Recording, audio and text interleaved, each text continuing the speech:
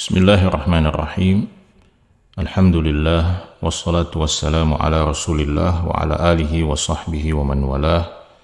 Amma ba'd.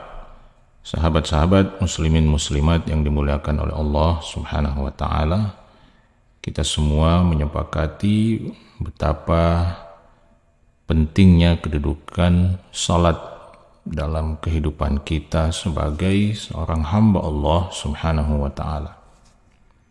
Salat adalah salah satu kunci utama setelah ucapan dua kalimat syahadat yang menjadi penentu, menjadi parameter terhadap keislaman dan keimanan seorang manusia, seorang hamba kepada Allah Subhanahu wa taala. Itulah sebabnya pesan-pesan tentang salat, pesan-pesan tentang bagaimana seharusnya kita berkomitmen untuk menunaikan salat pada waktunya, menjaga agar salat itu tidak sampai keluar dari waktunya, menjaga salat itu dalam berbagai situasi dan kondisi, bahkan meskipun kita dalam kondisi yang sakit. Maka semua penjelasan tersebut menunjukkan kepada kita betapa pentingnya salat itu sebagai penentu, sebagai pengukur, sebagai parameter keislaman kita, keimanan kita kepada Allah Subhanahu wa taala. Bahkan yang jauh lebih mengerikan adalah bahwa salat menjadi amalan yang paling pertama akan dihisab. Salat menjadi amalan pertama yang akan kita pertanggungjawabkan di hadapan Allah Subhanahu wa taala. Karena itu, sekali lagi ini semua menunjukkan pada kita betapa besarnya urgensi salat dalam kehidupan kita sebagai seorang muslim. Sebagaimana juga kita sepakat bahwa salah satu salat yang paling sering dilalaikan oleh banyak orang, salah satu salat yang paling banyak dilalaikan oleh kaum muslimin, oleh mereka yang mengaku mengklaim diri sebagai seorang muslim, adalah salat subuh. Salat subuh berada dalam posisi yang sangat krusial secara waktu, di mana dia harus kita lakukan di awal waktu pagi hari, tepatnya di waktu subuh, di mana waktu subuh itu beririsan dengan waktu malam, di mana kita manusia pada umumnya terlelap dalam mimpi yang indah, terlelap dalam tidur yang panjang, sehingga ketika kita tidak punya komitmen yang kuat untuk mengerjakan salat subuh pada waktunya, maka salat subuh itu bisa saja terlewatkan, bahkan terabaikan dan terlupakan. Belum lagi setelah itu, kita semua mungkin harus segera bergegas untuk meninggalkan rumah, dan larut dalam aktivitas kesibukan kita mencari nafkah, mengurus bisnis. Bahkan yang ibu-ibu setelah itu tentu akan larut dengan pekerjaan rumah, mengurus anak, mengurus rumah dengan berbagai pernak-perniknya. Karena itu, sahabat-sahabat muslimin muslimat yang dimuliakan oleh Allah Subhanahu wa taala, dalam kesempatan kali ini kita coba mengulas 6 hal yang seringkali menjadi penyebab kita atau sebagian dari kita kemudian melalaikan, mengabaikan, bahkan meninggalkan salat subuhnya. Sementara kita tahu betapa besarnya nilai salat subuh itu di sisi Allah Subhanahu wa taala. Penyebab yang pertama, kenapa kita melalaikan mengabaikan ibadah salat subuh ini? Yang pertama adalah karena al-ma'asi wal-dzunub. Karena banyaknya dosa, banyaknya maksiat yang kita lakukan. Seorang hamba, kata para ulama, qad yu'aqabu ala fi'lil ma'siyati bitarki ta'ah. Seorang hamba terkadang oleh Allah Subhanahu wa taala dihukum lantaran maksiat dan dosa yang dilakukan, dihukum bukan dalam bentuk azab, ya, bukan dalam bentuk siksaan yang menyakitkan, tetapi dia dihukum oleh Allah Subhanahu wa taala bitarki ta'ah. Dihukum oleh Allah Subhanahu wa taala dengan dia kemudian meninggalkan ketaatan yang seharusnya dia lakukan. Jadi ketika kita terluput melakukan satu kebaikan, ketika kita terluput melakukan satu amal soleh, ketika kita terluput melakukan satu ibadah, apalagi itu adalah sebuah ibadah yang wajib, maka kita harus sadar bahwa boleh jadi itu adalah bentuk hukuman dari Allah Subhanahu wa taala, di mana Allah Subhanahu wa taala tidak memberikan taufik kepada kita, di mana Allah Subhanahu wa taala tidak memberikan hidayah kepada kita, kesempatan kepada kita untuk melakukan ketaatan itu. Dan ketika itu terjadi, maka itu bukan karena Allah zalim kepada kita. Itulah hukuman yang selayaknya memang kita dapatkan lantaran kita membiarkan hidup kita, membiarkan diri kita melakukan dosa, melakukan maksiat, sementara kita mengetahui bahwa itu adalah hal-hal yang dimurkai dan dibenci oleh Allah Subhanahu wa taala. Karena itu sebagian ulama mengatakan bahwa hukuman Allah dalam bentuk dicabutnya hidayah, diambilnya hidayah itu dari diri kita, itu adalah asyaddu anwa'il uqubat. Itu adalah bentuk hukuman yang paling berat. Itu adalah bentuk hukuman yang paling berat dari Allah Subhanahu wa taala. Kenapa? Karena kalau Allah Subhanahu wa taala menghukum kita dengan bencana atau dengan musibah yang menyakitkan, ya, Allah menghukum kita dengan penyakit yang berat, maka musibah yang berat, penyakit yang berat seperti itu, ya, peristiwa yang menyedihkan, yang menyakitkan yang terjadi dalam hidup kita, hukuman itu adalah hukuman yang akan mengurangi, bahkan menggugurkan dosa kita. Penyakit yang kita derita, kalau kita bersabar menghadapinya, penyakit itu kita derita, boleh jadi disebabkan adanya dosa yang kita lakukan. Maka Allah menghukum kita dengan memberikan penyakit.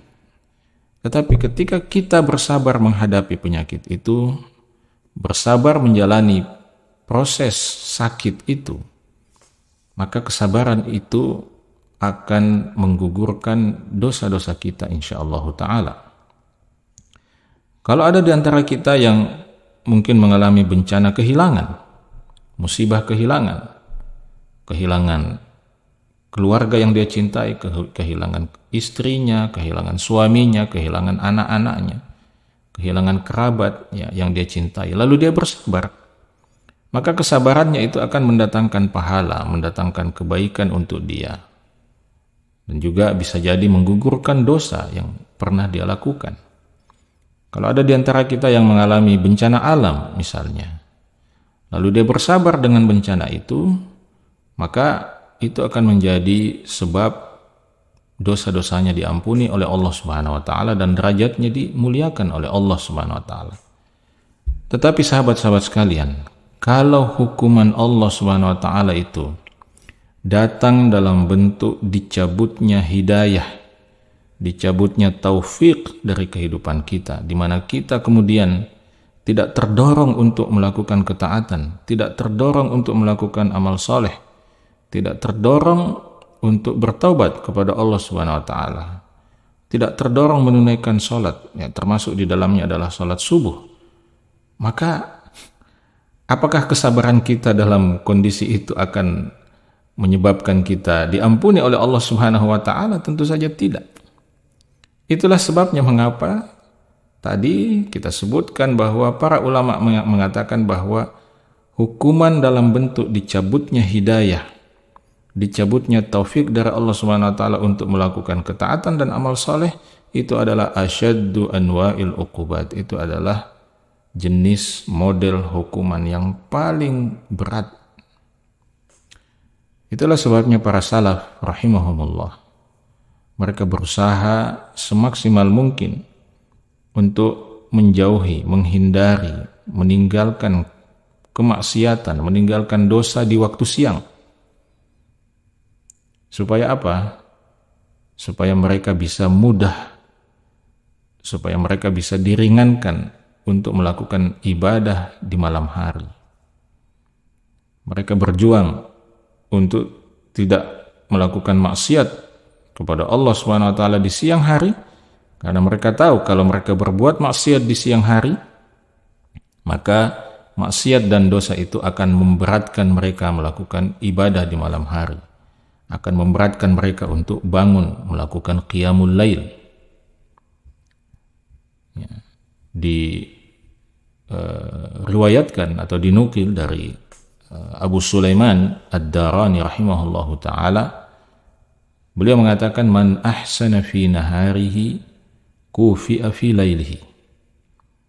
Barang siapa yang berbuat baik, melakukan ketaatan, menghindari maksiat di siang hari, kufi'a fi lailihi, maka akan dicukupkan baginya pada malam harinya. Maksudnya dia akan dibantu oleh Allah, dia akan diberikan petunjuk oleh Allah, dimudahkan oleh Allah untuk beribadah di malam harinya.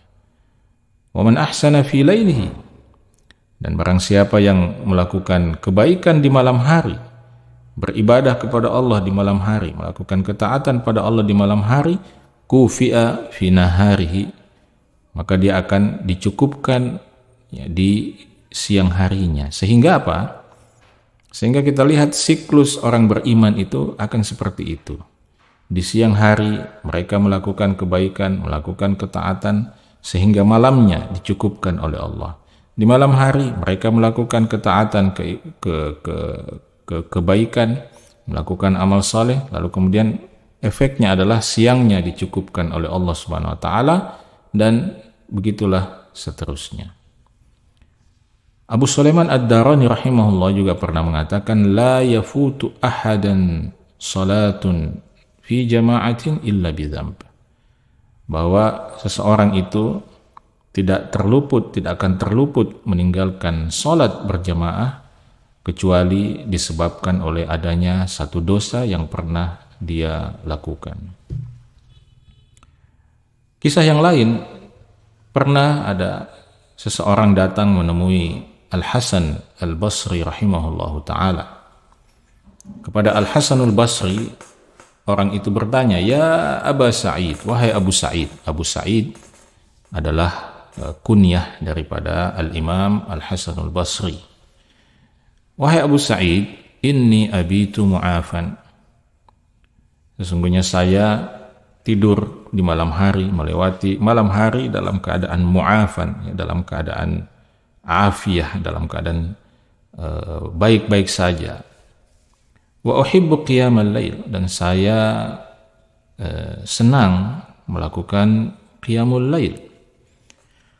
Wa attakhidhu tuhuri, ya, dan saya selalu menyiapkan ya, air wudhu saya ya, untuk melakukan itu. Fama bali la uqum, tetapi kenapa kemudian saya tidak bisa bangun ya, di malam hari untuk melakukan qiyamul lail?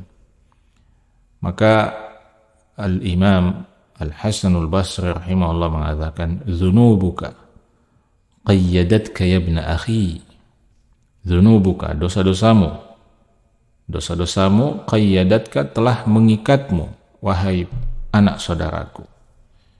Ya, dosa-dosamu yang kau lakukan di siang hari itu telah mengikat, ya, telah membelenggumu sehingga engkau tidak mendapatkan hidayah dan taufik untuk bangun di malam hari. Yang lebih menarik adalah pengakuan yang disampaikan oleh salah seorang ulama besar, bernama Sufyan Ats-Tsauri rahimahullahu taala, seorang ulama besar, seorang ahli ibadah. Beliau pernah mengatakan, "Hurimtu qiyamul laili 5 ashhurin bi dzambin aznabtuhu." Hurimtu qiyamul lail, saya pernah terhalangi, terluput ya, dan tidak bisa melakukan qiyamul lail 5 ashhurin selama 5 bulan lamanya, bidzambin adznabtuhu, lantaran ada satu dosa yang pernah saya lakukan. Beliau ditanya, dosa apa gerangan yang sudah Anda lakukan? Dia mengatakan, ra'aitu rajulan baka faqultu fi nafsi hadza mura'in. Coba dengarkan jawaban ini sahabat-sahabat sekalian. Sufyan Ats-Tsauri mengatakan, ra'aitu rajulan baka, saya pernah melihat ada orang yang menangis. Ya, mungkin dia menangis karena mendengarkan satu ayat dan atau menangis di majelis ilmu atau menangis di rumah Allah Subhanahu wa taala. Tapi oleh Sufyan Ats-Tsauri, ya, Sufyan Ats-Tsauri mengatakan di dalam hatinya, hadza mura'in, orang itu paling-paling nangisnya cuma karena riya, karena ingin dilihat sebagai orang yang khusyuk. Lantaran dosa itulah, ya, dosa itulah yang menyebabkan Sufyan Ats-Tsauri rahimahullahu ta'ala kemudian tidak bisa melakukan atau terhalangi untuk melakukan qiyamul lail selama 5 bulan lamanya. Maka sahabat-sahabat sekalian, coba kita renungkan diri kita. Ya, saya sangat yakin bahwa kita semua melakukan dosa yang jauh lebih banyak daripada yang dilakukan oleh Sufyan Ats-Tsauri rahimahullahu ta'ala. Maka kita tidak perlu heran mengapa kemudian kita diliputi dengan kemalasan untuk beribadah kepada Allah Subhanahu wa taala. Maka satu-satunya cara untuk itu adalah kita banyak bertaubat, segera bertaubat kepada Allah Subhanahu wa taala, beristighfar sebanyak-banyaknya kepada Allah Subhanahu wa taala agar dosa-dosa itu digugurkan oleh Allah, diampuni oleh Allah Subhanahu wa taala, agar kemudian jasad kita ini, tubuh kita ini menjadi ringan untuk melakukan ibadah, termasuk di dalamnya melakukan sholat subuh pada waktunya. Kemudian penyebab yang kedua, mengapa kemudian kita seringkali lalai, terluput, atau mengabaikan sholat subuh. Penyebab yang kedua adalah karena kita mengabaikan betapa berlimpahnya, betapa dahsyatnya pahala yang Allah SWT siapkan untuk kita di waktu subuh itu. Ya, di antaranya misalnya Allah SWT mengatakan dalam surah Al-Isra, inna Qur'anal fajri kana mashhuda. Sesungguhnya salat subuh itu adalah salat yang disaksikan. Disaksikan, kata para ulama tafsir, disaksikan oleh para malaikat malam dan malaikat siang, karena itu adalah proses pergantian ya, antara malam dengan siang. Ya. Di samping itu ada banyak keutamaan lain dari salat subuh. Ya, di antaranya bahkan disebutkan dalam sebuah hadis Nabi sallallahu alaihi wasallam bahwa salat sunnah, 2 rakaat salat sunnah subuh saja itu jauh lebih baik, jauh lebih berharga, jauh lebih bernilai daripada dunia dan seisinya. Nah, logikanya kalau salat sunnahnya saja jauh lebih bernilai daripada dunia dan seisinya, lalu bagaimana dengan salat fardunya? Di mana kita semua tahu, sebagaimana disebutkan dalam sebuah hadis qudsi, bahwa amal soleh yang paling dicintai oleh Allah Subhanahu wa taala itu adalah apa? Al-fariḍah, ibadah fardu, ibadah wajib. Tidak ada yang paling dicintai oleh Allah Subhanahu wa taala dari kita kecuali ketika kita melakukan apa yang Allah wajibkan kepada kita. Barulah setelah itu level berikutnya adalah ketika kita melakukan apa yang disunnahkan. Maka seperti yang tadi kita sebutkan, kalau salat sunnah subuh 2 rakaat saja nilainya lebih baik, lebih berharga daripada dunia dan seisinya, lalu bagaimana dengan salat subuh yang fardunya itu sendiri, salat subuh yang wajibnya itu sendiri? Jangan lupa juga dalam hadis lain disebutkan bahwa salah satu keutamaan dahsyat salat subuh itu adalah bahwa seorang hamba yang menunaikan ibadah salat subuh dan salat isya secara berjamaah, maka dia seperti seorang hamba yang melakukan qiyamul lail di sepanjang malam, di sepenuh malam. Maka kalau Anda menjaga salat isya secara berjamaah di masjid, kemudian menjaga salat subuh secara berjamaah juga di masjid, maka itu artinya Anda seperti seorang hamba yang menghabiskan malam itu hanya untuk beribadah, hanya untuk qiyamul lail kepada Allah Subhanahu wa taala. Dalam hadis yang lain juga dijelaskan bahwa di antara keutamaan dahsyat daripada salat subuh itu adalah bahwa siapa yang mengerjakan salat subuh secara berjamaah, maka dia berada dalam fi zimmatillah, berada dalam tanggungan Allah, dia akan berada dalam perlindungan Allah Subhanahu wa taala. Maka boleh jadi kita tidak termotivasi untuk melakukan salat subuh pada waktunya lantaran kita tidak mengetahui keutamaan-keutamaan ini, betapa besarnya, betapa dahsyatnya keutamaan yang Allah siapkan untuk salat subuh. Penyebab ketiga yang menyebabkan kita seringkali melalaikan dan mengabaikan ibadah salat subuh pada waktunya adalah ketidaktahuan kita terhadap bahaya yang mengerikan yang akan kita alami, kita dapatkan di alam barzakh ketika kita melalaikan dan mengabaikan salat subuh. Di dalam sejumlah hadis disebutkan bahwa orang-orang yang malas menunaikan ibadah salat subuh, orang-orang yang kepalanya, tubuhnya begitu berat untuk dibangunkan, untuk diangkat, menunaikan ibadah salat subuh pada waktunya, maka dia nanti akan diazab oleh Allah Subhanahu wa taala di alam kuburnya dengan dihantamkan batu yang besar pada kepalanya, dan itu berlangsung sepanjang kehidupannya di alam barzakh sampai nanti hari kiamat ditetapkan terjadinya oleh Allah Subhanahu wa taala. Ini adalah salah satu azab yang sangat mengerikan. Bagaimana kepala manusia yang meninggalkan salat subuh itu akan dihantam, akan dihancurkan oleh malaikat-malaikat Allah Subhanahu wa taala di dalam kuburnya setiap hari, setiap waktu, setiap saat, sampai kemudian Allah Subhanahu wa taala menetapkan terjadinya hari kiamat. Sebagian ulama menjelaskan kenapa hukuman atau azab kubur hamba yang meninggalkan salat subuh itu dilakukan dengan cara menghantam kepalanya dengan batu. Sebagian ulama menjelaskan bahwa hikmahnya barangkali adalah karena kelezatan dan kenikmatan tidur itu letaknya ada di kepala. Sumbernya ada di kepala kita.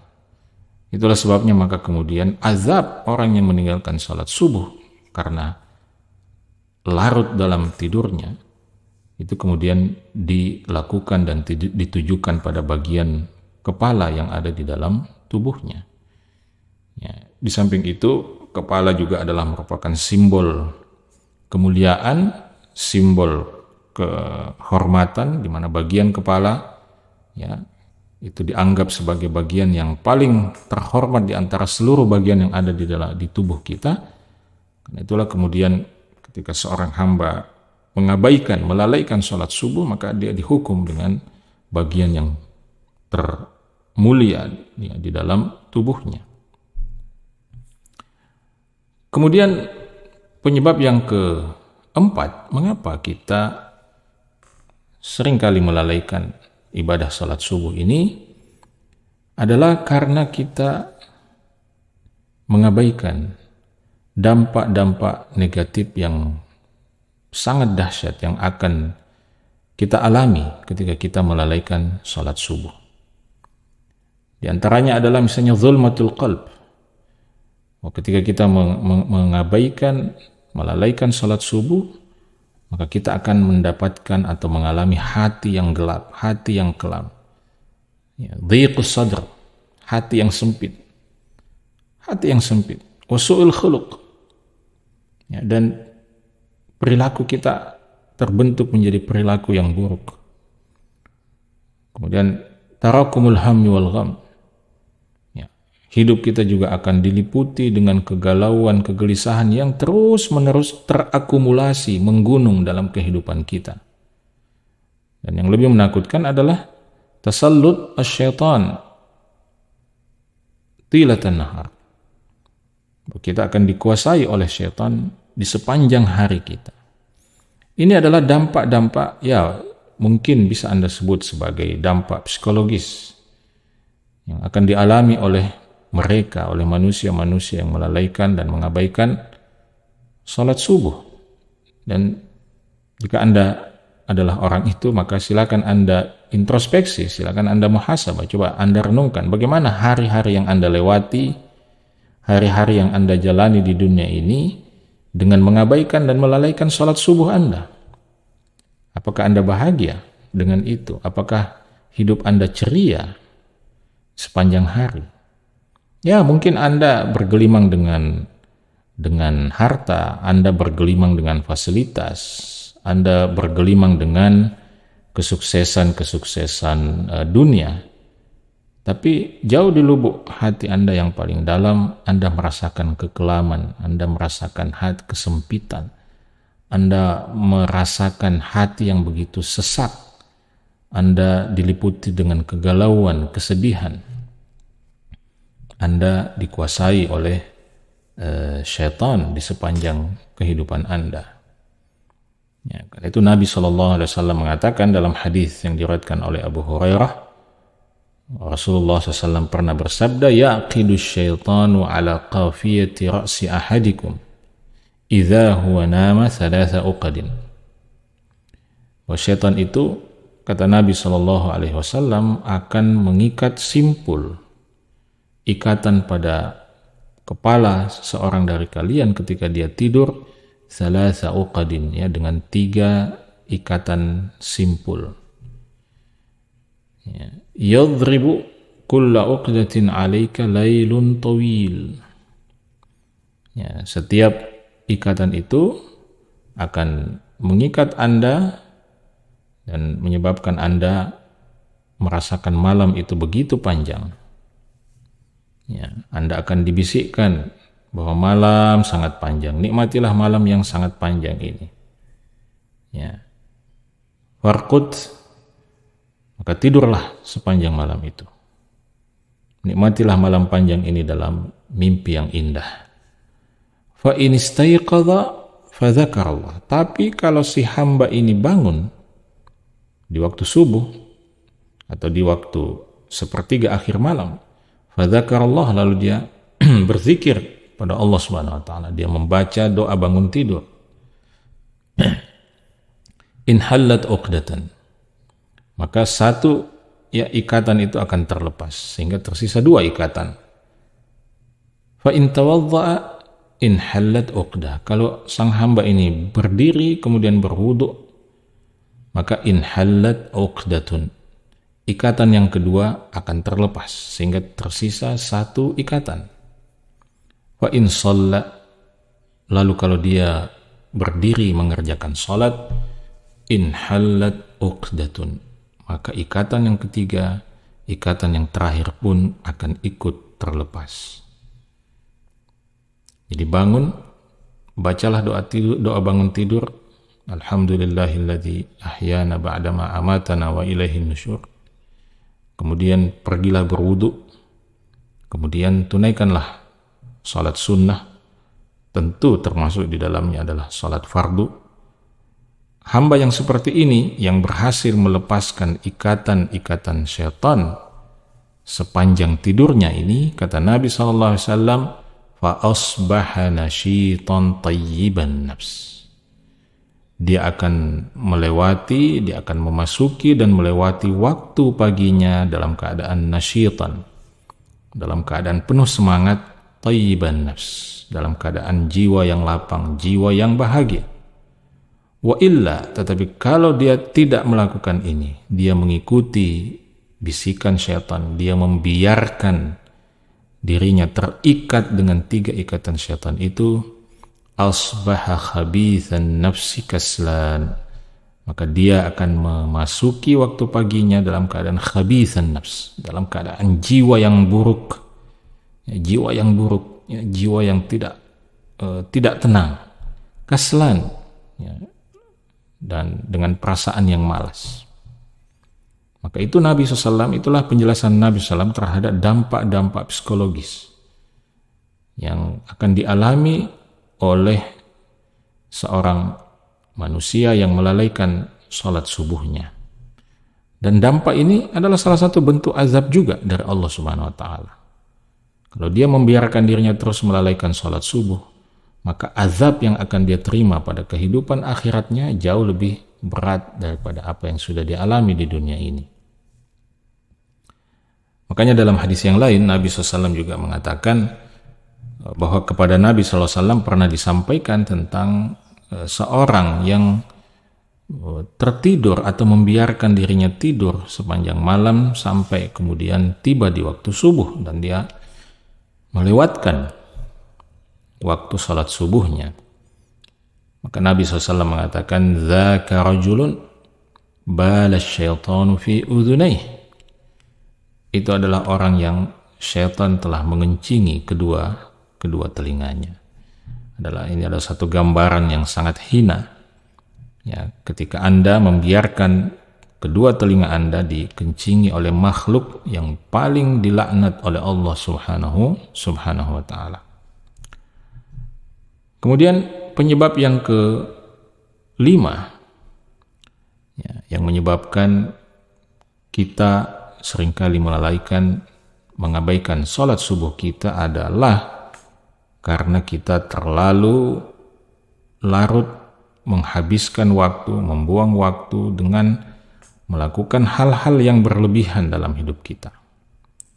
Terlalu banyak makan, berlebihan dalam makan, berlebihan dalam kongko-kongko, ya, berlebihan dalam acara ngumpul-ngumpul, ya, dengan kawan, ya, di warkop, ya, di tempat-tempat pertemuan dan lain sebagainya. Ini juga adalah salah satu hal yang seringkali menjadi sebab kita melewatkan sholat subuh kita. Kita tidak bisa mengatur diri kita, tidak bisa mengontrol syahwat kita untuk makan. Kita juga tidak bisa mengontrol syahwat kita untuk ngumpul-ngumpul, ya, dengan teman-teman kita, meskipun itu tidak ada faedahnya, tidak ada manfaatnya. Ya, kita harus tahu, kita harus paham bahwa salah satu sunnah Nabi SAW adalah bahwa kita dianjurkan untuk segera tidur setelah menunaikan ibadah sholat isya. Ya. Sahabat Abu Barzah al-Aslami radhiyallahu ta'ala anhu meriwayatkan bahwa Rasulullah SAW kana yakrahun naum qabla al-isya wal hadith ba'daha. Nabi SAW itu tidak menyukai tidur sebelum waktu isya dan ngobrol sesudah isya. Jadi jangan tidur sebelum sholat isya karena Anda bisa terlewat sholat isya. Tapi tidurlah sesudah sholat isya dan jangan ngobrol sesudah isya karena Nabi SAW tidak menyukai ngobrol sesudah sholat isya, tentu kecuali jika ada hajat tentang itu, misalnya hajat ilmu, misalnya Anda menuntut ilmu atau Anda bermusyawarah membicarakan satu hal yang sangat penting. Tetapi kalau tidak ada hajat, hanya sekedar ngobrol, hanya sekedar ngopi, maka Anda harus tahu bahwa Nabi SAW tidak menyukai hal tersebut. Kalau Anda mengaku sebagai pengikut Muhammad sallallahu alaihi wasallam, maka sepatutnya Anda mengikuti apa yang beliau tuntunkan. Kemudian penyebab yang terakhir, penyebab yang keenam, kenapa kita seringkali terluput dan terlewatkan dari salat subuh adalah karena sebagian kita ketika berangkat tidur di malam hari tidak memasang komitmen yang kuat dalam dirinya untuk bangun di waktu subuh. Sehingga dia tidur tanpa komitmen itu. Bahkan sebagian dari kita ada yang tidur di malam hari, memang niatnya adalah tidak mau bangun subuh. Jadi dia tidur dengan niat bahwa sudahlah, besok saya tidur bablas saja, ya, lewat saja waktu subuh. Ya. Dia tidur di malam hari tanpa ada komitmen, tanpa ada niat bahwa besok saya akan bangun di waktu subuh dan akan salat subuh secara berjamaah. Ini sangat berbeda ketika kita tidur di malam hari dan kita berkomitmen bahwa besok insya Allah saya akan bangun subuh tepat pada waktunya untuk menunaikan salat subuh. Kalau kita melakukan yang kedua ini, maka insya Allah akan mudahkan kita untuk bangun di waktu subuh. Bahkan meskipun kita tidur terlambat, kita tidur ya, pada jam 12 misalnya, jam 1 malam, selama kita memasang niat, memasang komitmen bahwa saya akan bangun insya Allah pada waktu subuh agar bisa mengerjakan sholat subuh di masjid secara berjamaah, maka Allah akan mudahkan kita untuk bangun. Nah, secara akhiratnya dua model komitmen, dua model niat ini juga mempunyai dampak yang berbeda. Kalau Anda tidur dalam keadaan sudah berniat bahwa saya tidur dan saya tidak akan bangun kecuali jam 7 misalnya, maka itu kalau kejadian betul dalam hidup Anda, maka itu akan dicatat sebagai sebuah dosa. Dan Anda akan dicatat sebagai orang yang sengaja meninggalkan sholat subuh. Apalagi kalau kemudian Anda sengaja menyetel alarm, ya, alarm Anda setel pada jam 7 misalnya, maka itu semakin memperkuat bukti bahwa Anda memang pada dasarnya tidak punya niat untuk bangun sholat subuh. Dan itu sangat berbahaya. Sangat-sangat berbahaya. Bahkan sebagian ulama memfatwakan ketika ditanya, "Syekh, bagaimana hukumnya orang yang sengaja menyetel alarmnya jam 7 pagi, sengaja menyetel alarm di luar bahkan jauh melewati waktu sholat subuh?" Maka Syekh, sebagian ulama menjawab dan mengatakan bahwa dia telah keluar dari Islam. Kenapa? Karena dia sengaja meninggalkan sholat. Tetapi kalau Anda tidur dengan komitmen, dengan niat yang sungguh-sungguh bahwa insya Allah besok saya akan bangun tepat pada waktu sholat subuh agar saya bisa sholat subuh tepat waktu. Tetapi qadarallah, Allah kemudian takdirkan Anda ketiduran. Allah takdirkan Anda ketiduran sehingga Anda tidak bangun kecuali ketika jam 7, ya, ketika matahari mulai terbit. Maka Anda insya Allah tidak dianggap sebagai orang yang meninggalkan sholat. Bahkan Anda mendapatkan pahala dari niat baik Anda untuk bangun sholat subuh tepat pada waktunya. Maka ketika Anda bangun jam berapapun, ya, meskipun terlambat dalam kondisi seperti itu, maka Anda segera lakukan sholat itu. Ya. Maka sahabat-sahabat muslimin muslimat yang dimuliakan oleh Allah Subhanahu Wa Taala, jangan lupa untuk menghadirkan niat, menghadirkan komitmen dalam diri kita setiap kali kita berangkat ke pembaringan untuk tidur di malam hari.